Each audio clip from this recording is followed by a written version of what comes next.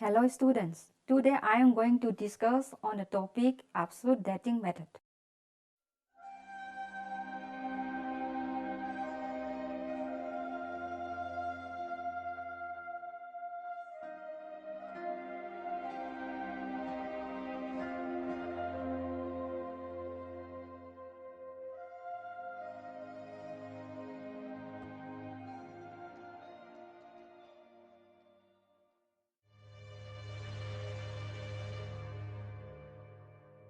Prehistory deals with a long span of time. Therefore, one of the most important aims of prehistorian is to establish the chronological sequence of the past events. At present, there are a number of dating methods in prehistory. These methods can be discussed under two categories. One is absolute and the other is relative dating method. Absolute dating is also known as chronometric dating.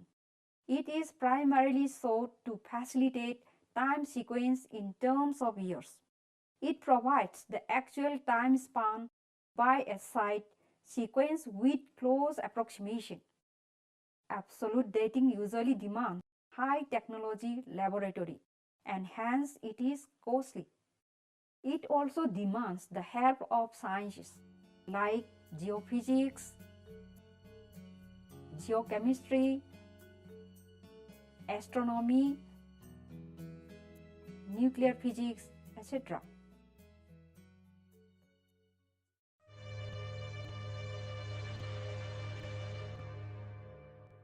There are different types of absolute dating methods. They are radiocarbon dating, potassium argon dating, thermoluminescence, dendrochronology, electrospin resonance, fission track dating, paleomagnetic dating, obsidian hydration, Bob analysis, and amino acid racemization.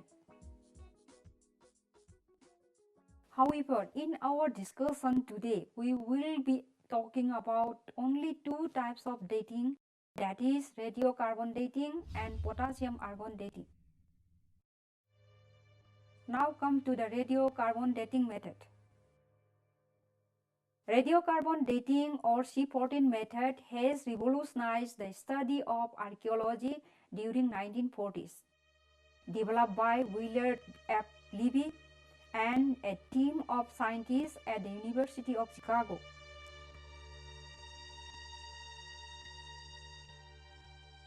It is one of the most important and popular methods of absolute or chronometric dating. The method is a chemical analysis used to determine the age of organic materials based on their content of the radioisotope of carbon C14.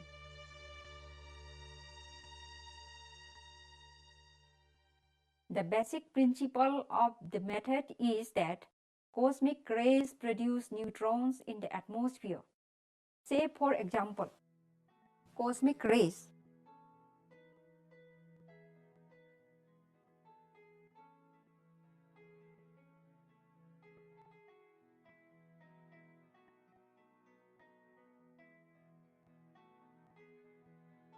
Reacts in the atmosphere and produces neutron. Then these neutrons react with this nitrogen in the atmosphere and it produces a proton and an atom of C14 and instead of that of the normal C12.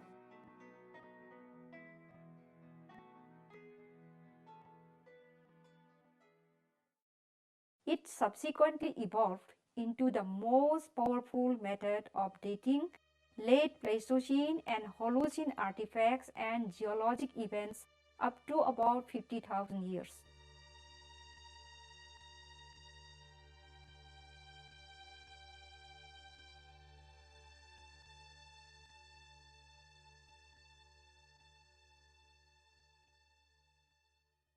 This method is very useful in determining the chronology of a site consisting of charcoal and char bones.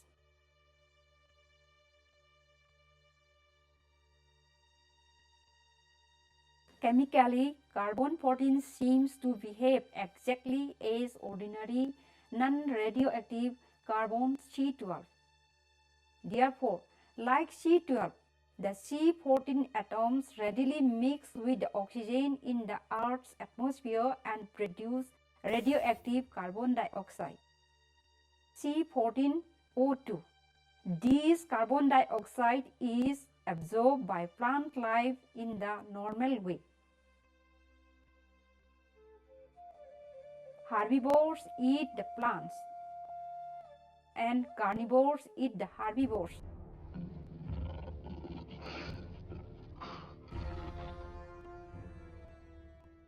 While men who are omnivores eat the plants, herbivores and carnivores. Thus, the C14 originally produced in the environment equally distributed among all living things and maintained at a constant level till their death.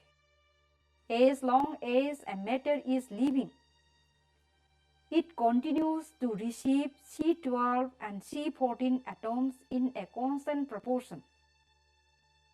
After that, the organism is no longer in exchange with the atmosphere and no longer absorbs atoms of contemporary carbon. On the other hand, C14 that remains in the organism starts to decay in a constant rate. In something over 7,200 years only, half of the C14 remains, and in similar period, only half of that residue. If, therefore, the amount of C14 left with the charcoal or bones found in a given site can be determined, then the age of the organic material can also be determined. The half-life is measured by counting the number of beta radiations emitted per minute per gram of the given material. By radiocarbon method, one can date many different types of organic and inorganic materials as long as they consist of carbon. The datable organic materials are charcoal, pollen, woods, twigs, seeds, bones, antlers, shell, fish remains, insect remains, etc. The inorganic materials are sediments and soils, ice core, metal casting ore, underground water, pigment from wall painting and work of arts, etc. The ideal material for radiocarbon dating is the wood charcoal, which are found in an archaeological site. Unaltered wood from dry sites, soot, grasses, dung, either animal or human, well-preserved antler or tucks, paper, calcareous tufa formed by algae, lake muds, parchment, peat, and chemically unaltered mollusk cells all contain enough carbon-14 and can provide sample for dating. Unburned bone contains a substance called collagen.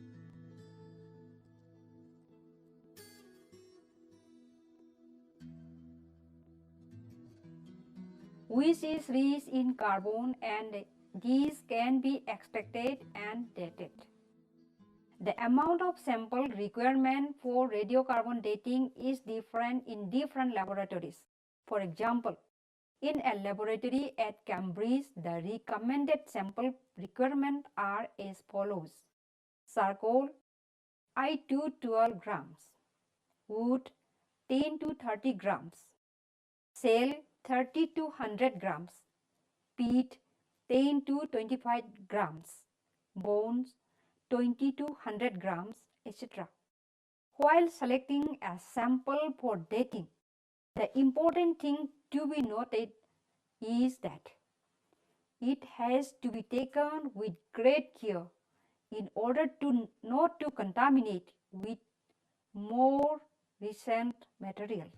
When Libby invented this method, he used a modified form of Geiger counter where he could measure carbon-14 per unit weight of carbon. Later on, with the use of developed and improved machinery, the selected carbon sample is turned into gas and liquid form. The sample is not handled after it has been made ready for conversion to a gas. Thus, the danger of radioactive contamination from the atmosphere has been eliminated. With the gas proportional counters, a much smaller sample is needed to make an age determination. The calculation of the age sample is done on the basis of half-life value of carbon-14. Recently, C14 counting is done with the help of mass spectrometry.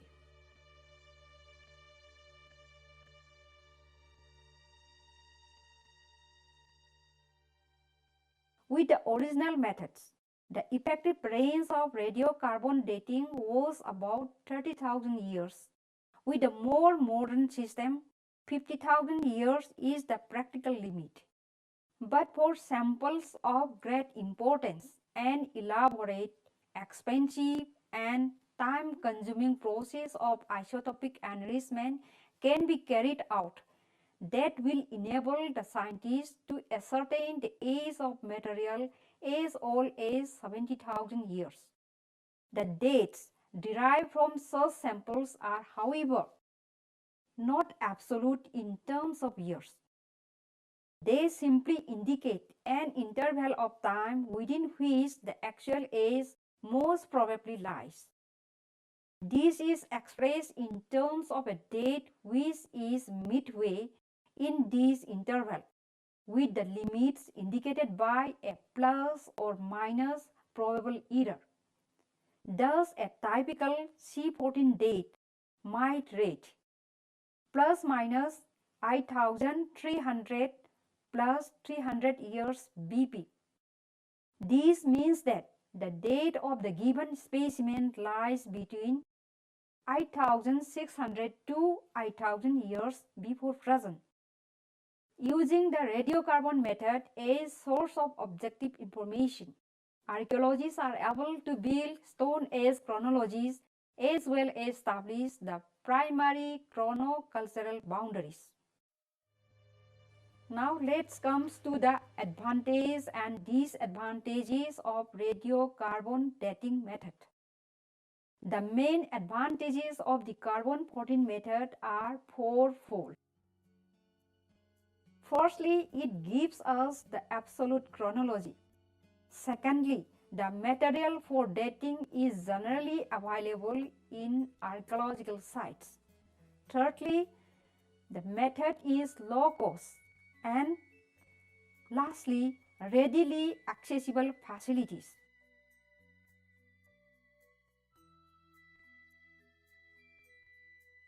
Now come to the disadvantages. They are: number one, the radiocarbon method adequately dates organic materials up to 50,000 years old only. Next is the rate of which C14 is produced in the atmosphere has fluctuated considerably because of the change in the strength of the Earth's magnetic fields and alteration in solar activity.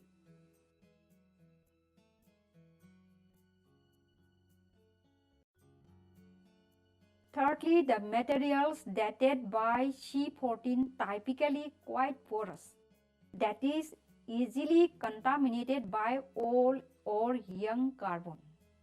And fourthly, one must be very careful with pre-treatment and sample selection.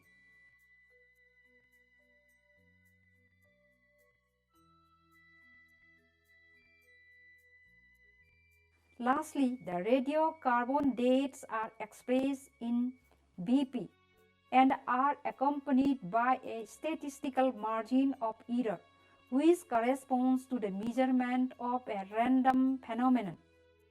The calibration is necessary to transform these results into calendar dates.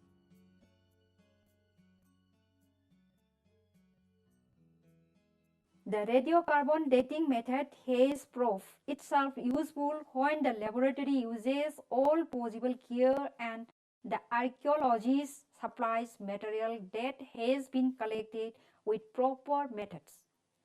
Today, this method is the most widely accepted technique for studying the chronological relationship of archaeological complexes. Now come to the next dating method, that is potassium-argon dating. This method is similar to carbon dating. The Earth's crust contains potassium, of which isotope K40 decays to argon F40 at a known rate. The ratio of potassium to argon may be measured to ascertain that of minerals and rocks in a deposit. Potassium is one of the most abundant chemical elements found in the Earth's crust. In many rock-forming minerals, it is one of the major components. There are three naturally occurring isotopes of potassium, namely K39, K40 and K41. That is, the mass number of potassium are 39, 40 and 41.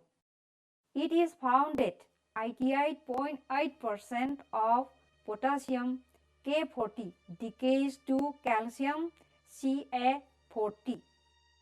That is calcium with mass number 40 by emission of electron, beta particle, and 11.2% of potassium 40 decays to argon Ar40 by a process called electron capture. Therefore, in a mineral rich with potassium, there seems to be a gradual decay of potassium and subsequent growth of calcium 40 and argon 40 as long as time passes. The ratio of potassium to argon may be measured to ascertain that of minerals and rocks in a deposit. This method is able to cover a wide range of time, even far greater than C14 method. Because the half-life of the radioactive potassium is 1,330 million years. The method has proved quite useful in dating some hominid fossils as employed in the site of Old White Gorge in East Africa, where the remains were as old as 1.75 million years. Potassium-argon method has enabled the prehistorians to work out the chronology of human beings and their evolution. The earliest hominid forms go beyond 4 million years. Now come to the next point, advantages and disadvantages of potassium-argon dating. The advantage of the method is that it works well in case of the sites which are 500,000 years old. But the disadvantages of the method is that it can be applied to only those rocks and minerals which are rich in potassium. Since those rocks are available only in volcanic areas, the method is restricted to those areas.